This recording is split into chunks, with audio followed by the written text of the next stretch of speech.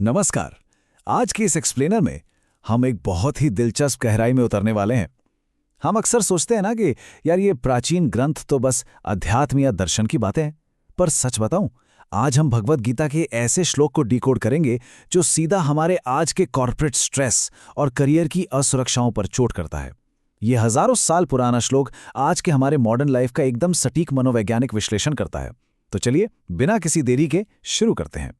आइए गीता के पहले अध्याय के 7वें श्लोक को एक साथ पढ़ते हैं।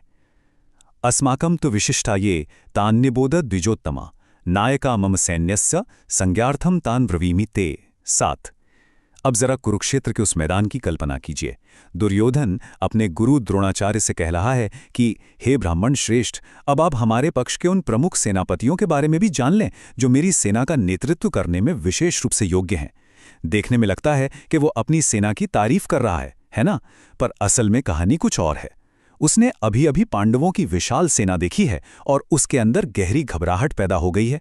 इसी डर को छिपाने के लिए वो अपने अहंकार का सहारा ले रहा है और अपनी सेना के जनरलों का बखान कर रहा है। अब इसे गहराई से समझने के लिए सीधे चलते हैं हमारे पहले भाग पर, मनोविज्ञान, अति क्षतिपूर्ति और डर।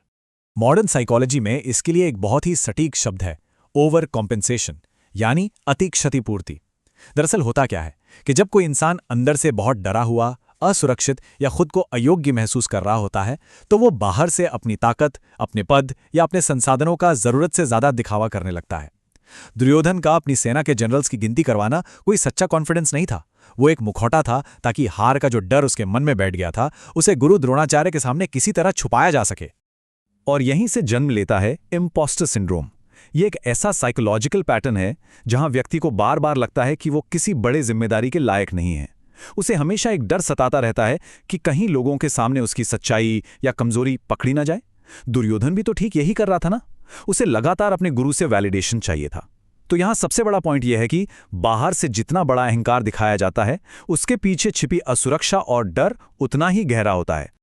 आइए अब बढ़ते हैं हमारे दूसरे महत्वपूर्ण भाग की तरफ, कॉर्पोरेट स्ट्रेस और इम्पोस्टर सिंड्रोम। अब आपके मन में यह सवाल आ सकता है कि इन हजारों साल पुरानी घटनाओं का आज के मॉडर्न ऑफिस या कॉर्पोरेट बोर्डरूम से क्या लेना देना? तो जरा दोनों की तुलना करके देखिए। एक तरफ वो प्राचीन युद्ध का मैदान है जहां डर के मारे अपनी सेना और योद्धाओं की गिनती की जा रही है, और दूसरी तरफ हमारा आज का ऑफिस है जहां जब कोई लीडर किसी बड़े प्रोजेक्ट या भारी चुनौती के सामने घबराता है तो वो अक्सर अपनी टीम के बड़े साइज का, बड़े बड़े क्लाइंट्स का या भारी भरकम बजट का दिखावा करने लगता है। हालात बिल्कुल वही हैं, बस सदियां बदल गई हैं। अगर ध्यान दें तो वर्कप्लेस पर यह असुरक्षा कई तरीकों से सामने आती है। मीटिंग्स में बिना वजह बड़े क्लाइंट्स का नाम उछालना, बार बार अपनी डिग्रियों का जिक्र करना, या फिर ये जताना कि मेरे कितने हाई लेवल कनेक्शंस हैं। आज के इस डिजिटल युग में तो दूसरों की लिंक्डइन प्रोफाइल देखकर लोग और भी डर जाते हैं और अपने रिज्यूमे को बढ़ा चढ़ाकर पेश करने लगते हैं। ये जो अंदर की आवाज़ है ना कि क्या मैं सच में इसके लायक हूँ, यही आवाज़ ऑफिस की भयानक राजनीति और स्ट्रेस को जन्म देती है। और सच कहूं तो ये लगातार दिखावा करना इंसान के मानसिक स्वास्थ्य को अंदर से पूरी तरह खोखला कर देता है। जब हम अपनी असली योग्यता पर भरोसा करने के बजाय सिर्फ टाइटल्स, डिग्रियों और कॉन्टैक्ट्स की गिनती के पीछे छिपने लगते हैं, तो सच्ची मानसिक शांति कभी नहीं मिल सकती। और जरा सोचिए, जब मन शांति नहीं होगा तो कोई भी इंसान स्पष्ट और सही फैसले कैसे ले सकता है? तो फिर इस खोखले दिखावे के जाल से बाहर निकलने का रास्ता क्या है? चलिए देखते हैं। भाग 3, आध्यात्मिक समाधान और आत्मावलोकन। गीता का ये श्लोक हमें जो समाधान देता है वो इन 4 बहुत ही व्यवहारिक कदमों में है।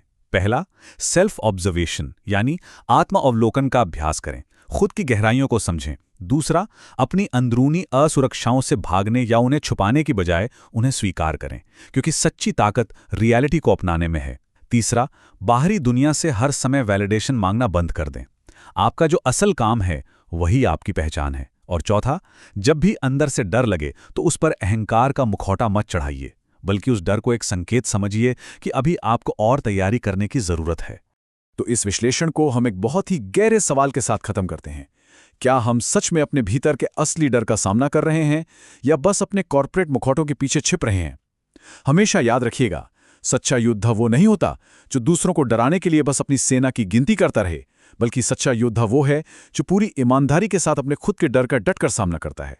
इस प्रस्तुति से जुड़ने के लिए आपका बहुत बहुत धन्यवाद।